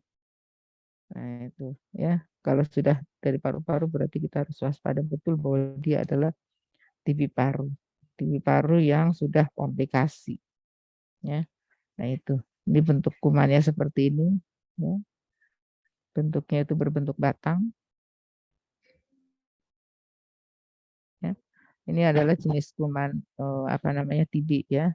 Jadi jenis kuman TB itu berbentuk batang, kemudian tahan asam, ya. Ini tahan asam. Kemudian kalau kita lihat ini orang dengan TB itu ini adalah bentuk kumannya, ya. Untuk asam tadi yang seringnya suka akan oksigen. Jadi kalau kuman itu suka akan oksigen berarti kalau di paru-paru itu bagian afek yang paling banyak oksigennya. Oleh karena itu orang terserang paru-paru. TB paru biasanya kumannya itu lebih senang di bagian afeknya karena disitulah yang banyak oksigen. Ya di bagian atas, bagian afek parunya. Ya kenapa di situ? Karena di situ yang banyak kayak akan oksigen. Karena tadi kuman TB itu adalah sifatnya aerob. Jadi suka terhadap udara. Ya. Itu patogenesisnya, ya. Jadi ketika kuman itu masuk ke dalam tubuh bisa melalui udara dihirup oleh kita, ya. Kemudian kuman berkembang biak di dalam tubuh ini kan nggak langsung timbul ya, tetapi kita pasti ada perlawanan terhadap tubuh kita sendiri karena kita juga punya daya tahan tubuh. Ya. Ketika ada kuman yang masuk ke dalam tubuh, tubuh kita punya perlawanan Ya. Kita punya perlawanan, kalau tubuh kita bagus kondisinya, kuman itu akan mati. Karena di setiap individu itu kuman TB itu ada, tetapi dalam kondisi dorman, ya, dalam kondisi tidur. Nah, kapan saatnya muncul? Ketika kondisi kita lemah. Ditambah ada kuman yang masuk lagi dari luar, ya. Oleh karena itu ketika kita, ya ada bagusnya juga sekarang tidak lepas dari masker ya. Jadi apa namanya? Menghambat ya, menghambat kuman itu masuk ke dalam saluran nafas kita. Ya. Jadi disaring dulu oleh masker ya kalau maskernya bagus. Kalau maskernya nggak bagus ya gampang aja. Ditambah kondisi kita yang bagus tentunya ya. Jadi ini kan tadi yang Ibu bilang kalau di tubuh kita itu dalam kondisi dorman ya. Jadi kalau dorman itu artinya dalam kondisi tidur. Tapi dalam kondisi tertentu ketika dalam kondisi yang lemah kuman menjadi aktif. Kuman menjadi aktif itu yang tadi bisa menimbulkan suatu infeksi. Kalau kuman kebetulan TB yang TB paru. Ini adalah proses perjalanannya ya. Sampai ke ini patoflonya ya. Sampai gangguan apa saja yang terjadi pada pasien dengan apa namanya? Pada pasien dengan TB paru ya. Pasti dia adalah ada, karena orang TB itu pasti ada gangguan pada nutrisinya ya. Dia pasti nggak ada nafsu makan, terjadi penurunan berat badan. Makanya di sini terjadi gangguan nutrisi, ya, gangguan nutrisi kurang dari kebutuhan tubuh. Itu kita lihat dari posturnya nanti ya, tidak ada penurunan berat badan. Tapi nanti kalau sudah diobatin, berat badannya akan naik dengan sendirinya. Ya. Kemudian ini ada gangguan pertukaran gas, gangguan bersihan jalan napas ketika pasiennya itu terjadi batuk yang terus-menerus ya. Ini adalah bentuk gambar dari bentuk paru-paru ya. Yang normal kan cakep banget. Dalam kondisinya TB paru itu seperti ini. Jadi terjadi perkejuan. Ini muncul dari seperti ini sampai ada yang terjadi lubang. Dan orang dengan TB paru-parunya tidak akan kembali seperti semula lagi, tidak akan seperti ini, tidak akan menutup lagi. Ya. Jadi pasti akan terlihat seperti juga apa namanya, orang dengan terkena luka ya, terkena luka pasti ada bekasnya kan, terlihat goresan-goresannya, nggak bersih kan kalau orang kena luka walaupun sembuh. Nah orang dengan TB paru juga begitu. Jadi kalau nggak akan bisa mengelak bahwa pasien itu pernah misalnya dia kena TB paru kalau dari ronsennya ya. Jadi nggak bisa dibohongi, dari hasil ronsen itu pasien pernah kena TB paru. Nah, ini dari hasil ronsen bisa kita lihat seperti ini. Ya.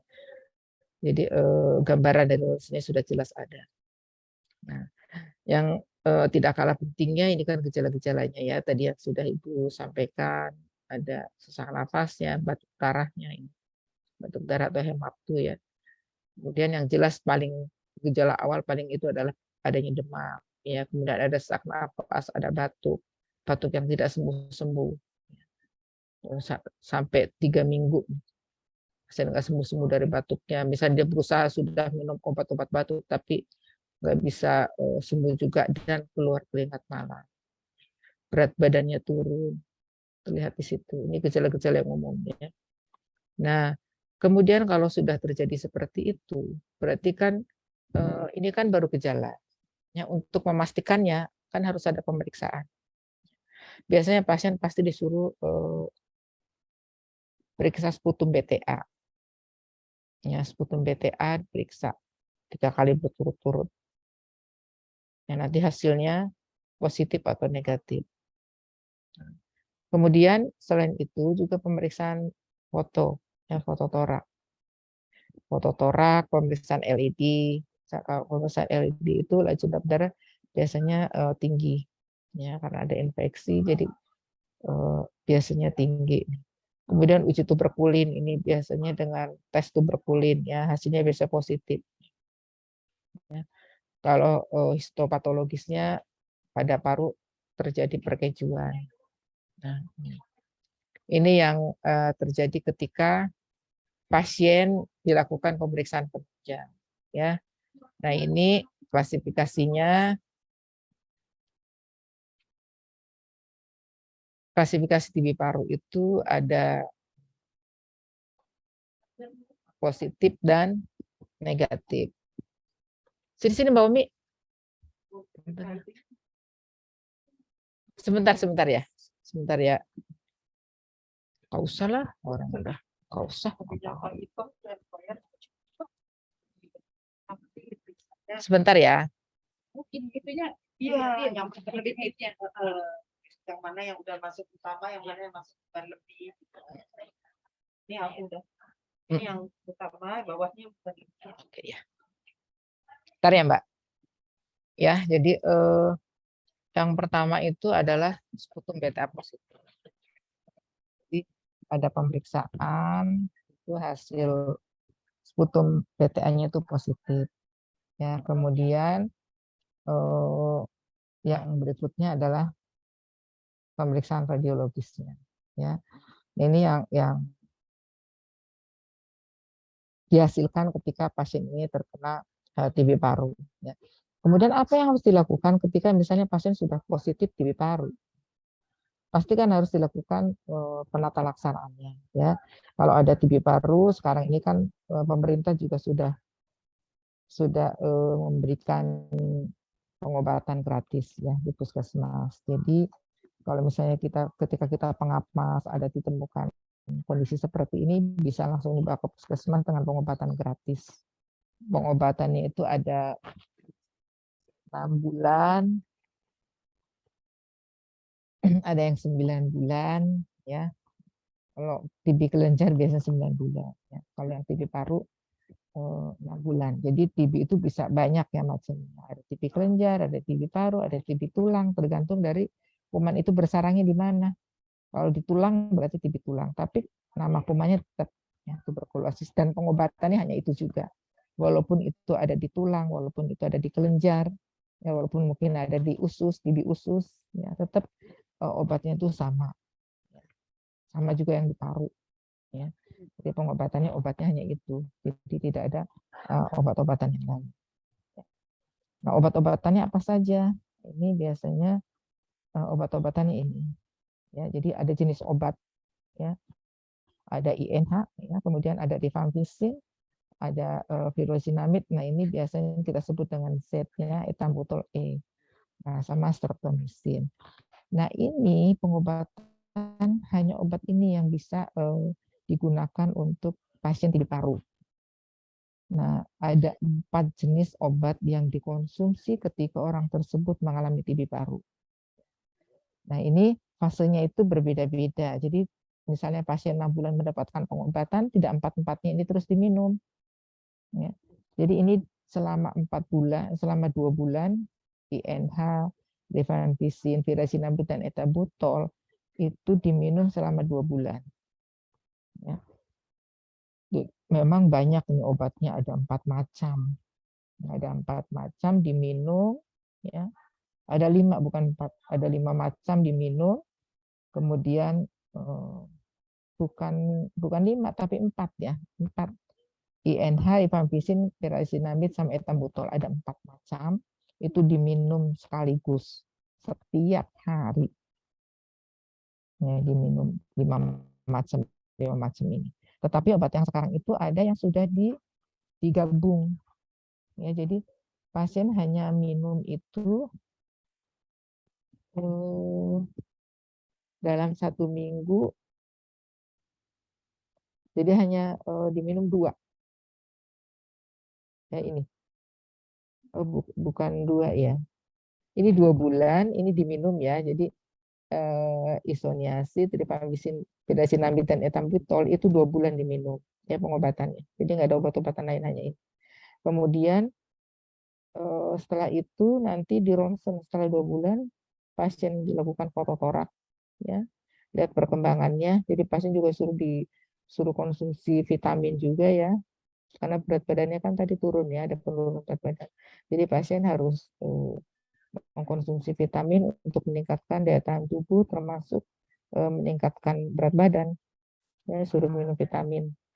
Kemudian setelah 2 bulan di ronsen, ya foto kembali. Tadi kan foto yang pertama, foto yang keduanya kemudian dibandingkan. Ya, dibandingkan dengan foto yang pertama. Pasti hasilnya lebih bagus. Ya. Nah, setelah 2 bulan sampai ke 6 bulan, ya, sampai ke 6 bulan pasien pengobatan itu hanya ada 2 obat-obatan. Ya. Jadi hanya rifampicin, ya, rifampicin sama ethambutol, ya, itu yang diminum selama 4 bulan. Nanti begitu juga sama pas terakhir nanti dilakukan, kan setiap bulan pasien harus kontrol, ya, pasien harus kontrol untuk mendapatkan obat-obatan. Biasanya kalau di puskesmas keluarga ya. Dan ini karena lama pengobatannya sampai 6 bulan sampai 9 bulan, ini harus ada keluarga yang ditunjuk sebagai PMO-nya, peran pendamping minum obat. Jadi harus ada yang memantau. Jangan sampai pasien itu putus obat. Karena kalau sudah putus obat, nanti dianggap sebagai gagal pengobatan. Ya, ini nanti harus ngulang lagi. Ya. Nah, ini seringkali terjadi karena merasa sudah enak, sudah 2 bulan batuk-batuknya udah hilang, nafsu makannya sudah bagus gitu ya. Terus udah nggak ada sesak lagi, pasien sudah aktivitas sudah seperti biasa, jadi 2 bulan udah stop. Nah ini yang nggak boleh seperti itu, makanya harus ada PMO tadi. Ya, harus ada peran pendamping minum obat, jadi harus ada orang yang mengawasi, jadi pengawas. Ya. Nah, itu. Nah, ini yang harus dilihat ya, dilihat ketika pasien itu minum obat sampai 6 bulan. Ya. Kalau yang 9 bulan bagaimana? 9 bulan sama ya, 2 bulan itu yang 4 gitu ya. Tapi yang program pemerintah yang sekarang itu ada lagi yang setelah periode, jadi ini digabung semua jadi satu, itu ada obat yang gede-gede ya. Ini jadi diminumnya itu seminggu. Kalau tadi kan 3 kali nih sehari nih minum, ya. Tetapi ada cuman sehari sekali, tetapi dosisnya itu digabung nih. Itu ada obat yang sekarang ya, jadi beda. Kemudian kalau yang 2 macamnya itu, yang rifampicin sama ethambutolnya itu dalam sehari itu ada yang 3 kali ya. Ada yang dalam 1 minggu itu ada 3 kali. Jadi biasanya hari Senin, kemudian hari Rabu dan hari Jumat ya ini. Untuk yang periode bulan ketiga sampai bulan ke-6. Tapi itu tadi harus dilakukan pemeriksaan ototorak. Jadi harus kontrol lagi pasti. Nah ini itu lanjutan tadi ya, setelah minum obat 2 kali. Kemudian berikutnya adalah ada ini dosisnya ya, dosisnya itu kan nggak sama ya. Dosisnya itu tergantung dari berat badan.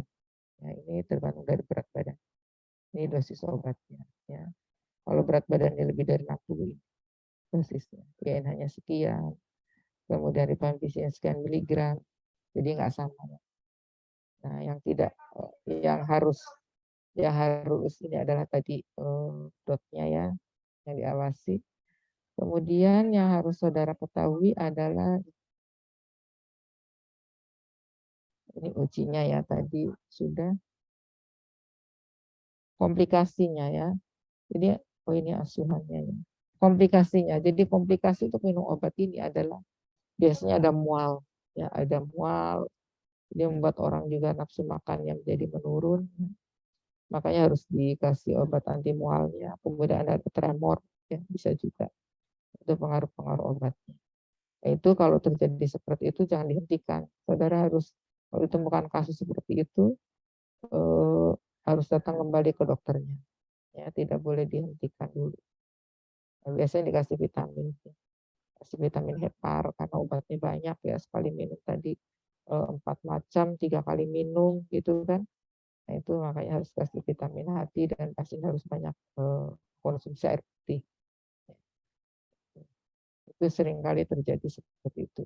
Jadi kalau ada hal-hal misalnya keluhan-keluhan pasien itu harus apa namanya, harus ditanggapi ya, jangan sampai pasiennya mengeluh mual sampai dengan muntah terus langsung berhenti obatnya ya, nggak boleh terjadi seperti itu. Ini adalah asuhan keperawatannya. Saya kira untuk asuhan keperawatan tadi sudah dibahas juga oleh kelompok ya. Ini jadi Ibu tidak perlu lagi menjelaskan kembali ya, karena itu sudah dari kelompok tadi sudah menyampaikannya. Ya, sampai ke diagnosanya, kalau diagnosa keperawatannya ya pasti orang TB ada bersihan jalan nafas, ya, kemudian ada gangguan nutrisi, ada nyeri, mungkin juga ada gangguan istirahat tidur. Ya. Gangguan istirahat tidur biasanya karena pasiennya itu batuk terus-menerus sehingga membuat pasien jadi sulit untuk tidur. Ya. Seringnya batuk juga bisa ditarik atau bisa juga kurangnya pengetahuan. Bisa diambil. Ini tergantung nanti kondisi pasien pada saat Anda temukan hasil pengkajian seperti apa. Untuk yang intervensinya sesuai dengan permasalahan yang ditemukan ya. Saya kira tadi dibahas juga sudah dari kelompok. Oke, sampai sini ada yang perlu didiskusikan?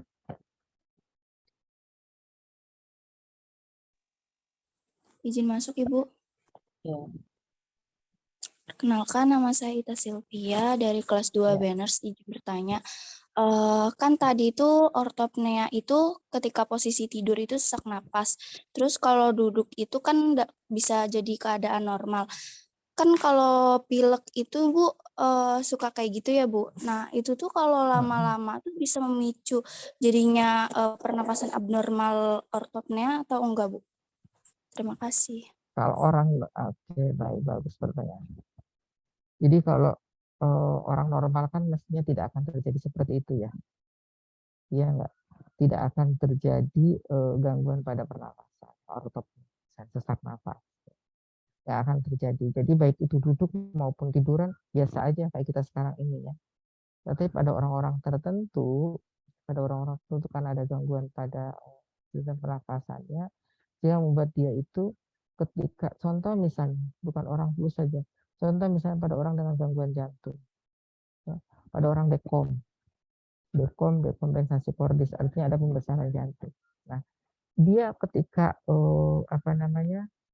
ketika duduk dia akan lebih pengembangan paru-parunya menjadi lebih sempurna sehingga dia untuk menarik oksigen menjadi lebih besar ya ketimbang dengan tiduran.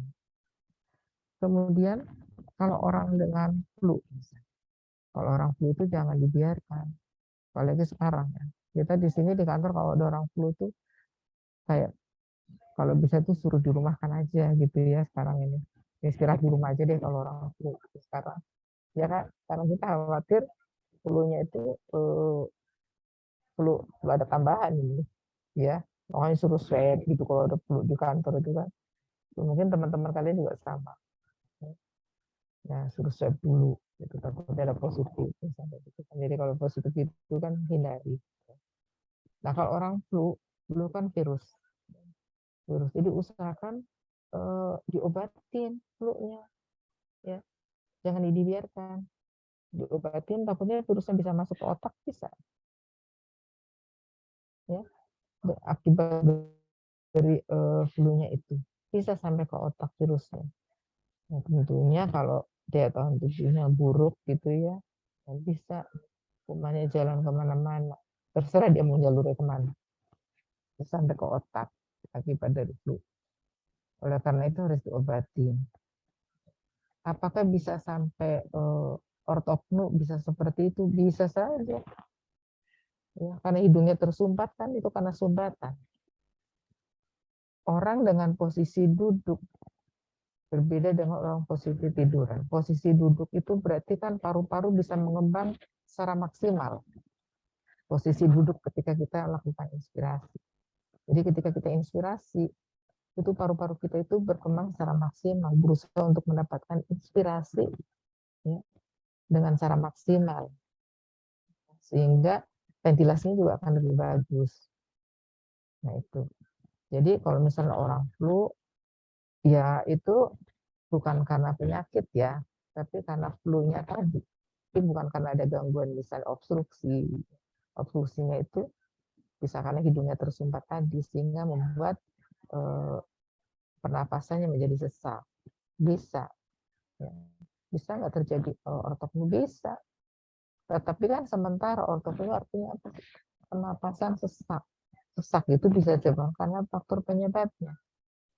Sesak bisa karena sumbatan, tadi kan sumbatan itu karena banyaknya cairan gitu. Misalnya banyaknya slim tadi yang membuat apa namanya, pada saat inspirasi tidak maksimal karena terhalang. Jalan nafas bagian atasnya terhalang oleh adanya cairan, gitu kan, sehingga membuat seseorang itu pada saat inspirasi tidak maksimal, gitu ya. Jadi bukan karena penyakit yang berat ya. Kalau penyakit flu itu kan dengan mudah lah, dengan cepat sembuhnya, gitu ya. Apalagi kalau kondisi kita maksimal banget. Tapi bukan karena ortopnunya itu karena pasien dispnea itu bukan karena pasien dekom. Kalau pasien dekom itu kan berat. Ya, jadi orang pasien flu obatin flu-nya. Obatin melernya supaya tidak mengganggu pernapasan. Karena pernapasannya itu tadi terhalang ya. Jalan nafasnya yang terhalang. Jalan nafasnya terhalang oleh cairan. Orang flu itu kan banyak cairan. Kalau cairan sudah mental, biasanya kan bisa sebagian saluran napas hidungnya bisa tersumbat sehingga udara yang masuk ke dalam menjadi tidak maksimal. Itu juga bisa menjadi sesak napas. Gitu ya. Ita, paham Ita? Paham Ibu, terima kasih Ibu. Ya, oke. Tidak ada. Kalau tidak ada, saya kira cukup ya pertemuan kita pada pagi hari ini. Ibu mau langsung lagi nyambung ke kelas kelas apa ya? Saya kira cukup pertemuan kita pada pagi hari ini.